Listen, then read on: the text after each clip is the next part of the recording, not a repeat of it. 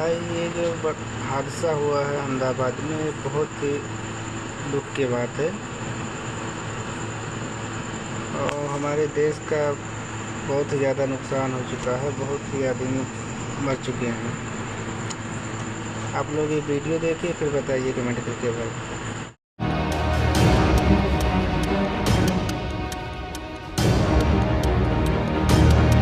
गुजरात के अहमदाबाद में प्लेन हादसे की जो तस्वीरें मौका वारदात से आ रही है वो बेहद डरावनी है। आप देख सकते हैं कि पूरा का पूरा प्लेन मलबे में तब्दील हो चुका है और इन तस्वीरों को देखने के बाद कोई नहीं कह सकता कि इसमें जो भी सवार होगा उसमें से कोई भी जीवित बच पाया होगा। ये प्लेन मेडिकल कॉलेज के हॉस्टल बिल्डिंग पर क्रैश हुआ है। इससे यह भी आशंका जताई जा रही है कि इस हॉस्टल में रहने वाले कई लोग भी हताहत हुए होंगे।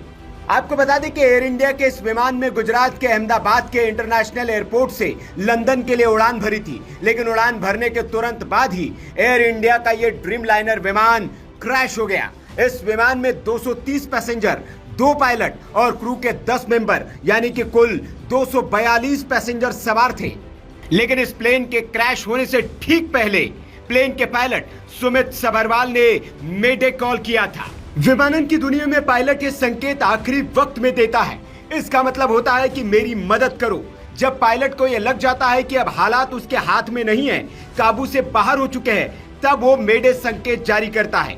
बोइंग 787 को उड़ा रहे पायलट को बहुत अनुभवी बताया जा रहा है। उनके पास 82,000 घंटे उड़ान का अनुभव था। जानकार ये भी बता रहे हैं कि दरअसल विमान में कोई गड़बड़ी बहुत शुरुआत में ही पता चल गई थी। हालांकि इस संभावना से भी इनकार नहीं किया जा सकता कि स्थितियों को जज करने में पायलट या एटीसी से कोई गड़बड़ न हुई हो। पायलट कैप्टन सुनील सबरवाल ने मेडे का संकेत तो दे दिया, लेकिन गड़बड़ी को सुधारने या ठीक करने का उनके पास वक्त ही नहीं था। विमान कुछ ही क्षणों में नीचे गिरने लगा और देखते ही देखते आग के गोले और गाढ़े काले धुएं में तब्दील हो गया था।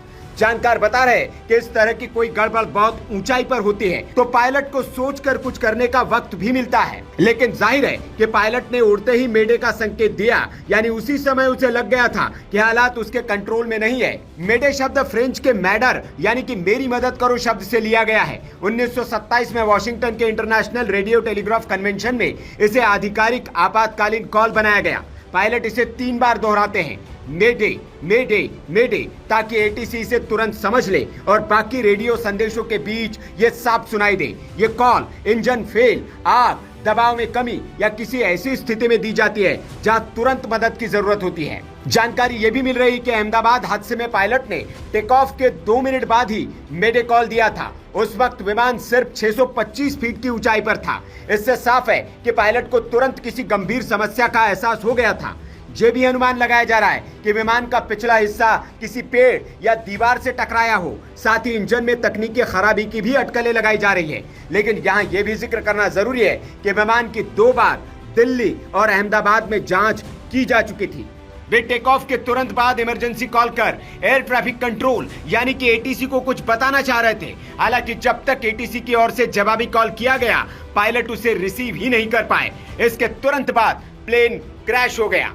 इस हादसे पर एयर इंडिया का बयान भी आया है। एयर इंडिया ने कहा कि प्लेन क्रैश होने के बाद फायर ब्रिगेड की कई गाड़ियां मौके पर पहुंची है। राहत और बचाव का काम किया जा रहा है। हालांकि इस हादसे में कितने जान माल का नुकसान हुआ है, इस बारे में अभी तक कोई आधिकारिक जानकारी नहीं आ पाई है। एयर इंडिया ने सोशल मीडिया हैंडल एक्स पर कहा है कि फ्लाइट AI-171 अहमदाबाद से लंदन गैटविक जा रही थी।